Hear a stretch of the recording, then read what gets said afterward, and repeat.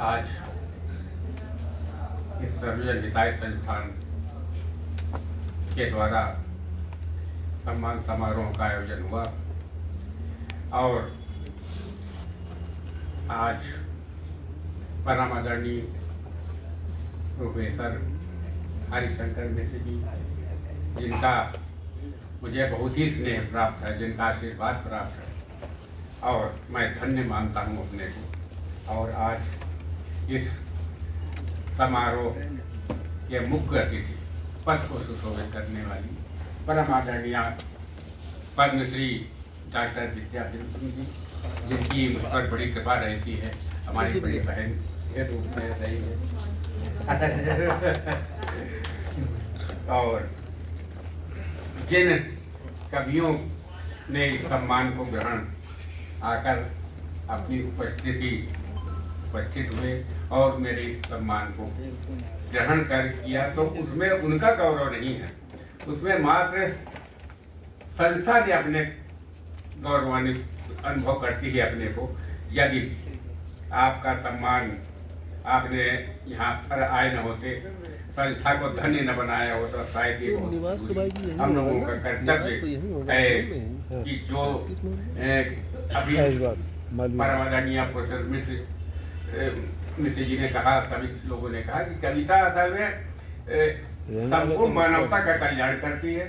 किसी एक वर्ग, किसी एक विदेश, किसी देश और परिस्थिति में बंधी नहीं होती है। जिस प्रकार एक सिद्ध संत अपनी वाणी से समस्त मानवता का कल्याण करता है, ठीक वही कवि करता है। और कवि की वाणी एक प्रकार से अलग होती है। थोड़ा सा ये होता है ना कि जैसे किसी संत का प्रवचन सुनने के जाए या अन्य विषय पर प्रवचन सुनने के लिए जाते हैं, तो उसमें ये अनुभव से जो है प्रवचन सुनना है, मगर ये कविता का उद्देश्य जो है मुद्रस्पान के उद्देश्य से की जाती है। कविता का श्रवण कि रस मिलेगा, रस एक अलौकिक आनंद की अनुभूति होगी, तो उसका उद्देश्य तो ये रहता है।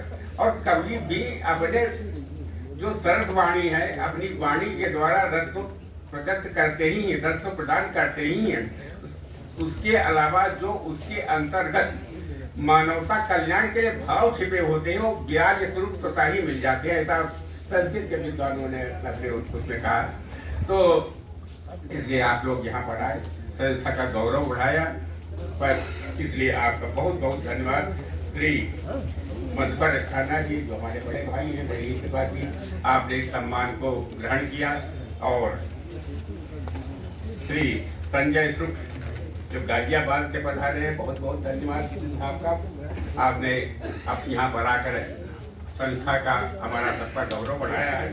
और श्रीमती चंदा सिंह, बहुत श्रेष्ठ गीतकार है, वो हम बहुत बार सुनने का सौभाग्य मिला करता है, बहुत ही अच्छी और गीतकार है, बहुत बहुत धन्यवाद। और श्री संजीव जायसवाल संजय जी, बहुत बहुत धन्यवाद।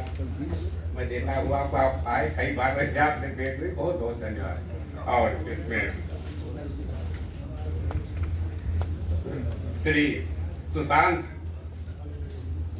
प्रमोद मिश्र लखीमपुर से जो आप बता रहे, बहुत बहुत धन्यवाद। बहुत अच्छी रचनाएं आपने सुनिए, बहुत ही सरल वाणी है आपकी।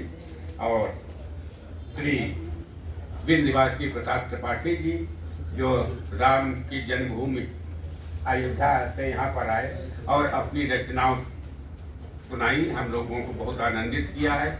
मैं उनके प्रति अपना बहुत बहुत आभार व्यक्त करता हूँ। और चूंकि आदरणीय मिश्र जी ने अभी जिन कवियों का नाम लिया, मैं उससे ज़्यादा नहीं ले पाऊँगा।